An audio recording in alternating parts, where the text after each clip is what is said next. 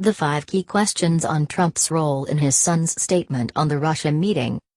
Washington, CNN. The Washington Post dropped an absolute bombshell on Monday night. President Donald Trump dictated the initial statement from his son, Don Jr., regarding a June 2016 meeting with a Russian lawyer and publicist Rob Goldstone, who had promised the younger Trump dirt on Hillary Clinton's campaign courtesy of the Russian government.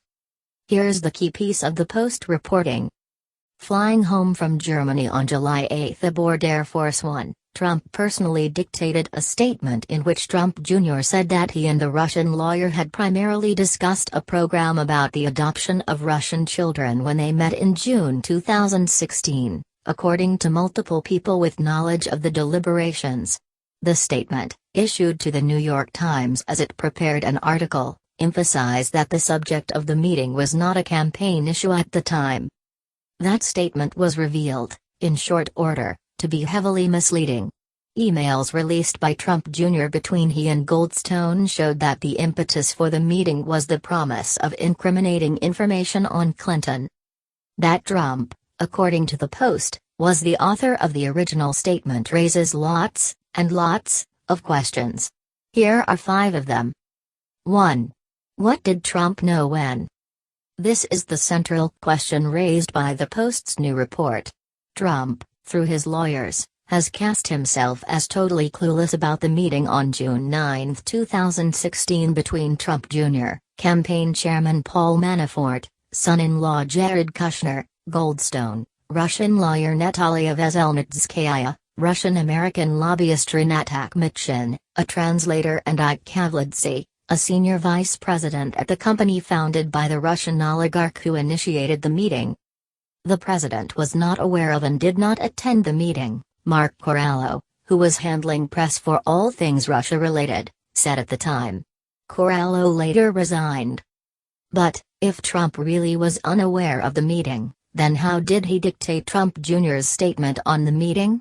He knew enough to say that the meeting was primarily about adoption policy, right? Did Don Jr. brief the president on the meeting? When? And how much did he tell his dad? Did he mention that in emails setting up the meeting, Goldstone made clear that there was incriminating information about Clinton on offer? 2. Why did Trump attorney Jay Sekulow say Trump had nothing to do with the statement? I wasn't involved in the statement drafting at all, nor was the president, Sekulow told CNN's Chris Cuomo last month. So, what now?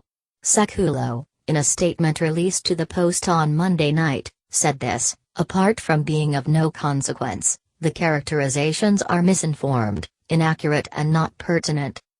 That statement isn't a full-scale denial or an attempt to offer a differing storyline.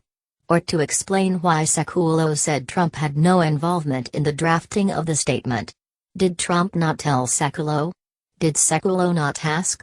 If he asked, did Trump tell him less than the full truth? 3. How did Trump construct such a carefully worded statement? Here's the full statement Don Jr. put out in response to the New York Times' initial reporting about the June 2016 meeting. It was a short introductory meeting. I asked Jared and Paul to stop by. We primarily discussed a program about the adoption of Russian children that was active and popular with American families years ago and was since ended by the Russian government, but it was not a campaign issue at the time and there was no follow-up. I was asked to attend the meeting by an acquaintance, but was not told the name of the person I would be meeting with beforehand. There's a whole lot of misleading done in that statement. But, no actual lying. The use of the word primarily to describe the main focal point of the meeting doesn't preclude the fact that other things came up.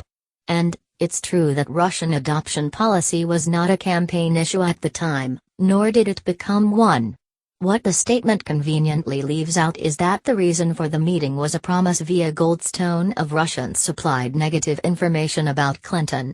Which is a big thing to leave out. That Trump A. did dictate the statement and B. was totally clueless about the nature of a June meeting simply doesn't. Washington. No one with such limited knowledge of what actually happened in the meeting could come up with a statement so nuanced and careful. 4. Why did Don Jr.'s lawyer say they were fully prepared and absolutely prepared to make a fulsome statement about the meeting? According to the Post reporting, the plan was for Donald Trump Jr. to release a statement to get ahead of the Times story. They wanted to be truthful, so their account couldn't be repudiated later if the full details emerged. But, according to the Post, the president himself called an audible, dictating the statement that was eventually released, a far less forthcoming one that had to be changed multiple times in the days following its release. Trump Jr.'s lawyer, Alan Futerfas, said in a statement to the Post that his client was fully and absolutely prepared to make a fulsome statement. That line seems to suggest that something, or someone, stopped that more forthcoming statement from being released. What or who was it? 5. Why did Trump feel the need to weigh in? This is a basic question, but an important one. Trump knew, by the time he reportedly dictated this statement on behalf of his son, that the Russia investigation by special counsel Robert Mueller was well underway. And he knew, at least according to fired FBI Director James Comey, that when the two men last spoke, Comey told Trump he was not personally under investigation. So then why involve himself in this Russia meeting in any way, shape or form?